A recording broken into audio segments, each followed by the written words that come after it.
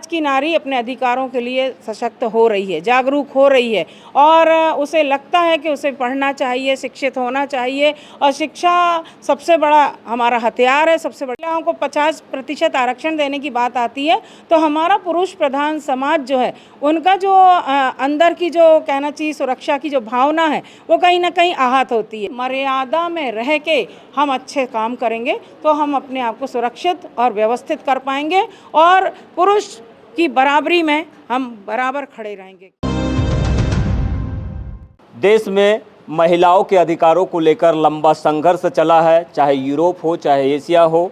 Feminist movement के माध्यम से देश में कई अधिकार संरक्षित हुए, लेकिन सबसे बड़ा अधिकार 1979 में महिलाओं को मिला डिस्क्रिमिनेशन अगेंस्ट वुमेन्स के माध्यम से, जब सीडा राइट्स पर अंतर्राष्ट्रीय स्तर पर 182 देशों ने साइन किया।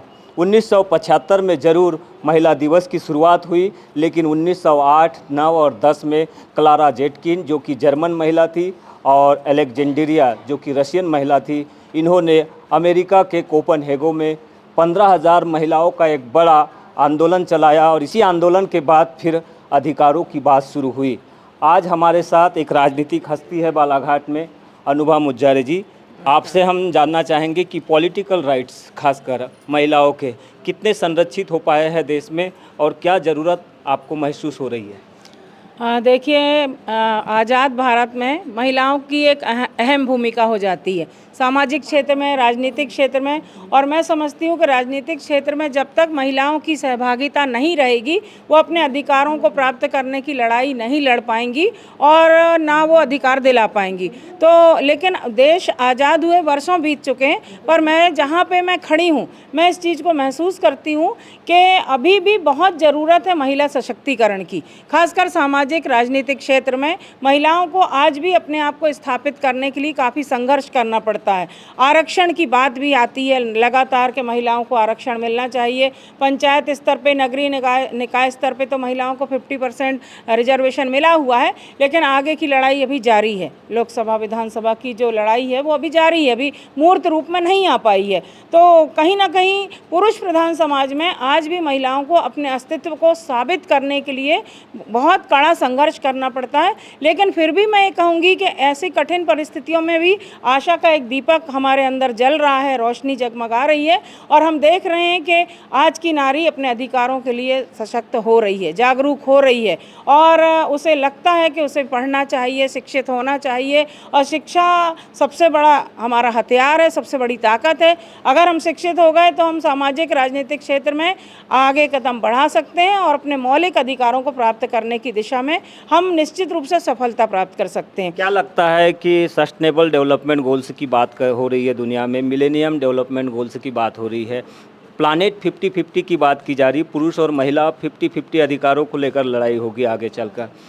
लोकसभा और विधानसभा में अभी तक 50-50 की बात या कानून अभी तक लाया नहीं जा रहा है। क्या इसके आप मायने निकालते हैं? आप इसको किस तरह से देखते हैं? देखिए, इसमें राजनीतिक इच्छा शक्ति की कमी कहीं ना कहीं नज़र आती है।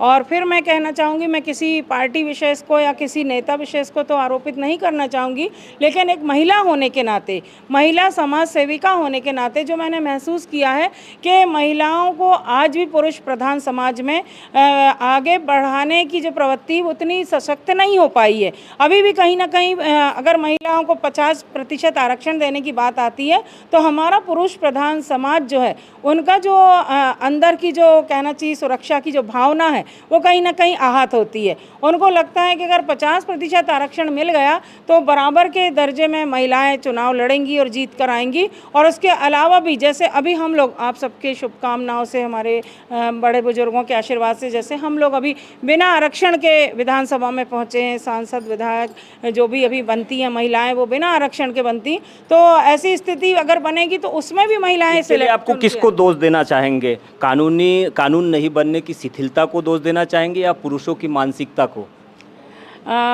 मैं तो इसमें स्पष्ट रूप से एक महिला होने के नाते ये कहना चाहूँगी कि पुरुषों की मानसिकता को, ऐसे तो बहुत सारे विरोधाभास होते हैं। हम देखते हैं विधानसभा का सदन हो या लोकसभा का सदन हो, सत्ता पक्ष विपक्ष की आपस में व्यवस्था को लेकर या विकास को लेकर या भ्रष्टाचार या किसी भी बात को लेकर नोकझोंक होती, बातचीत होती है सदन के अंदर। लेकिन जब महिला बिल की बात आती है तो फिर मुखर रूप से वो बात नहीं हो पाती, फिर कहीं ना कहीं वो एक सन्नाटा सा पसर जाता है। कोई ऐसा मतलब मजबूती से नहीं कह पाता कि नहीं नहीं मैं होना ही चाहिए, और अगर नहीं होगा तो हम इसके लिए आंदोलन करेंगे। तो कहीं ना कहीं मैं पुरुष प्रधान समाज को ही इसका दोषी मानती हूँ। पुरुषों को तो दोषी नहीं मानती, लेकिन पुरुष प्रधान समाज की जो व्यवस्था है, मैं कहीं ना कहीं उसको, मुझे जैसा महसूस हुआ, मेरा ये व्यक्तिगत हो सकता है विचार होगा, मैं उसे दोषी मानती हूँ। उसे लैंगिक अपराधों में हम देख रहे हैं कि लगातार चुनौतियाँ बनी हुई है, लगातार अपराध बढ़ते जा रहे हैं महिलाओं के खिलाफ।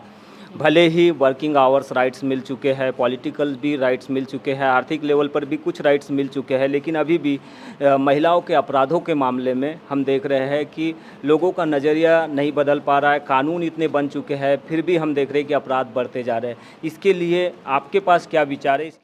देखिए, सबसे ज़रूरी है कानून व्यवस्था सुदृढ़ हो, मजबूत हो, कि महिलाएं अपने आप को बिल्कुल मतलब सुरक्षित महसूस करें, कि वो रात को कभी 12 बजे भी कहीं निकलना हो तो बिल्कुल अपने मजबूती आत्मविश्वास के साथ निकल सकें कि हमें कोई डर नहीं, हम आराम से जाके अपना जो अगर इमरजेंसी में कोई काम आया है तो उसको करके आएँ। लेकिन हम देख रहे हैं इतने कानून बन गए, यहाँ तक कि जो बलात्कार के जो मामले हैं उसमें यहाँ मृत्युदंड तक हम देख रहे हैं कि मृत्युदंड तक का भी प्रावधान हो गया है, आजन्म कारावास का भी प्रावधान हो गया है। तो कानून अपना काम कर रहा है, लेकिन ज़रूरी है कि हमें सामाजिक जागृति और चेतना भी आवश्यक है। और इसके लिए फिर मैं कहूँगी कि महिलाओं को खुद अपने आप में सशक्त होना पड़ेगा, मजबूत होना पड़ेगा। अपने अंदर कमजोरी का ये जो एहसास होता है कि हम नारी हैं, कमज़ोर हैं, कोमल हैं, ये भाव उनके अंदर नहीं होना चाहिए। और विश्वास में अगर हम समाज के लोगों को लेकर चलते हैं तो निश्चित रूप से हम आगे बढ़ सकते हैं, सुरक्षित भी हैं। और इसके लिए मैं एक निवेदन, ये भी मेरा व्यक्तिगत विचार हो सकता है।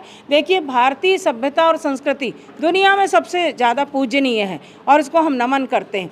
और भारतीय सभ्यता संस्कृति के अंदर हमें जो आचार विचार और मर्यादाएं हमें जो बचपन से बेटियों को सिखाई जाती हैं, मेरा तो ये निवेदन है कि उसका भी हम पालन करें, क्योंकि कहीं ना कहीं हमारा जो खुलापन है, जो हमारी उच्छृंखलता है, जो भी वो भी कहीं ना कहीं हमारी सुरक्षा में बाधा पहुंचाती। तो हम उसको भी एक दायरे में रहें, अच्छी शिक्षा प्राप्त करें, हायर एजुकेशन लें, आगे बढ़ें, तरक्की करें, अपने आत्मविश्वास को, सेल्फ कॉन्फिडेंस को मजबूत करें। लेकिन मर्यादा में रह के हम अच्छे काम करेंगे तो हम अपने आप को सुरक्षित और व्यवस्थित कर पाएंगे, और पुरुष की बराबरी में हम बराबर खड़े रहेंगे। वो दिन दूर नहीं कि जिस दिन जब हम बराबर के दर्जे में हम आ जाएंगे। तो अधिकारों के लिए लड़ना ज़रूरी है, जूझना ज़रूरी है। जब तक आप लड़ेंगे नहीं, अधिकार कानूनी तौर पर गारंटेड नहीं होंगे। ये कहना है बालाघाट विधायक अनुभा मुजारे का। बने रहिए BGT मीडिया के साथ। बालाघाट से मैं यमलेश वंजारी।